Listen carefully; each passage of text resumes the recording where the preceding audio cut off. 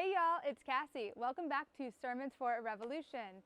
Each week I answer questions about how you can heal yourself so that together we can heal the world. This week's question comes from a woman who had an abortion, and she wants to know how to feel good about herself around unsupportive people. So the question is, how can you maintain a positive self-image when people around you are bombarding you with guilt? How do you deal with people who are anti-abortion and nasty about it? I think that everybody can relate to this question, because who among us does not know what it's like to feel criticized or judged and bombarded with guilt? I mean, I think that's part of the human experience, right? But this question really resonated with me because I have had an abortion. And so I know what it's like to live in the world after that. And I wanted more than self-respect after my abortion. I wanted to, and I wanted more than just to be able to live among people who disagree with me. I wanted to feel connected to those people. So what I've had to do in my life is to find a way to feel connected to people who want to make me feel guilty. And I'll tell you exactly how I did it using principles from A Course in Miracles. But first, before we go deeper, it's worth pointing out a couple of facts. The number one fact is that your self-worth is a permanent state. It can't be damaged or destroyed. It can't be changed. Just remember that. You were born complete, safe, whole, and loved. And nothing and no one and no experience can ever take that away from you.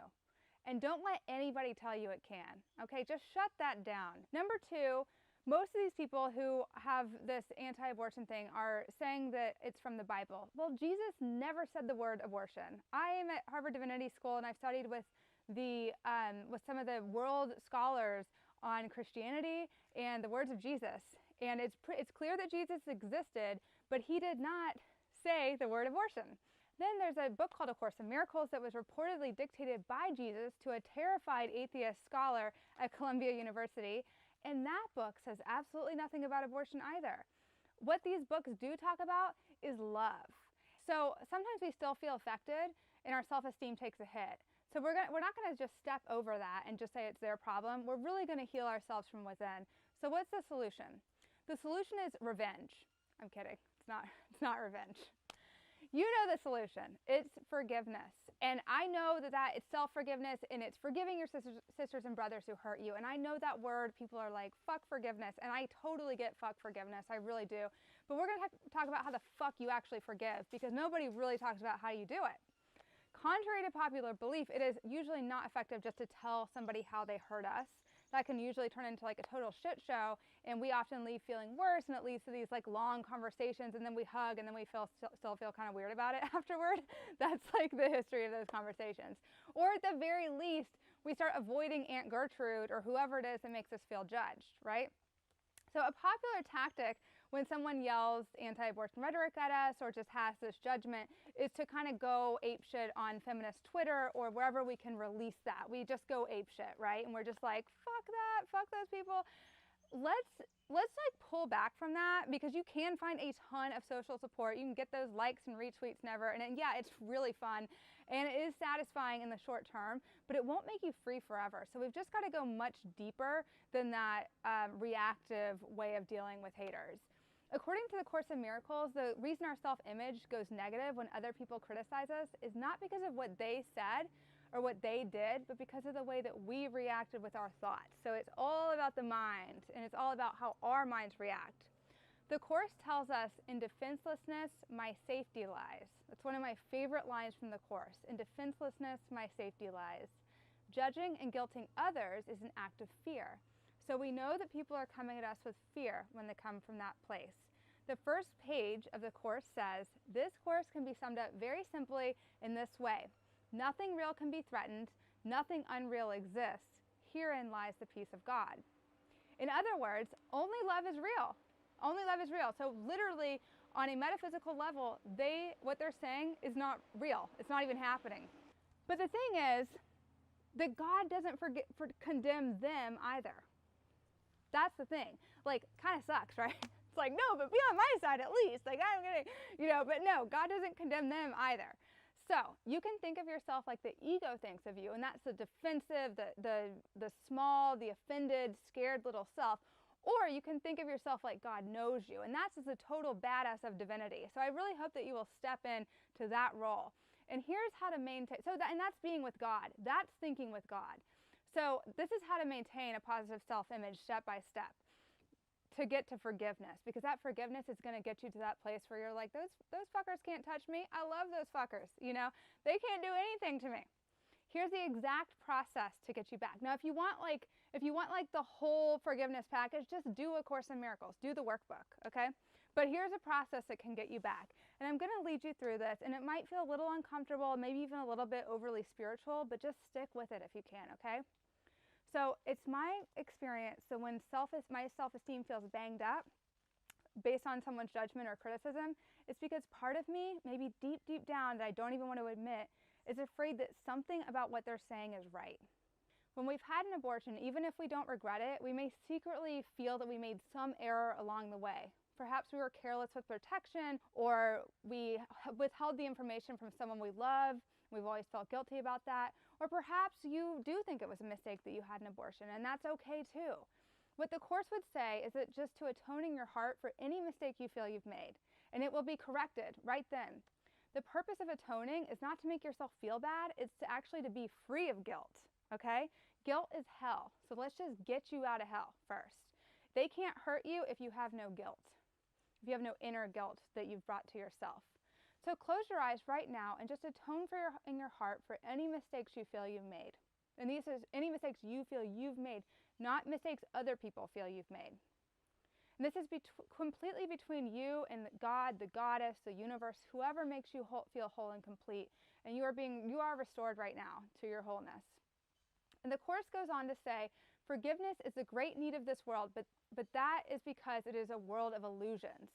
Those who forgive, this is kind of a long one, those who forgive are thus releasing themselves from illusions, while those who withhold forgiveness are binding themselves to them. So we're gonna get unbound from illusions by doing this. And it says, fear condemns, love forgives. You have forgiven them entirely or not at all. So let's just forgive these people entirely, okay, so that you can be completely done after watching this video. Close your eyes and say, God is the love with which I forgive you, and then say their name. And just say it out loud. Say the name of the person or institution or the group you want to forgive. And say it for every single person who comes to mind, even if you don't know why you thought of them in this context, even if it makes no sense to you at all. Then for 5 minutes, like when we end this video, for 5 minutes, say, God is the love with which I forgive myself. God is the love with which I forgive myself. And I'm not talking about some crazy God in the sky. I hope it's clear by now. I'm really talking about the God from within, this like powerful, badass source of love. So if you want to restore your connection with the person that you feel offended by, you can make a phone call that goes something like this. When you've been posting those anti-abortion Facebook posts, I've told myself that you don't respect me and that you can't hear me, and then I'll have to spend the rest of my life fighting for a positive self-image. I've told myself this story. And this story, I told myself, made me feel disconnected and ashamed and small.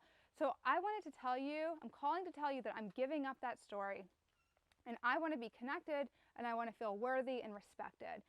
Then have compassion for anybody who condemns you, because in truth, they can only condemn themselves. That is the truth of it. Every time they condemn you, they're only condemning themselves.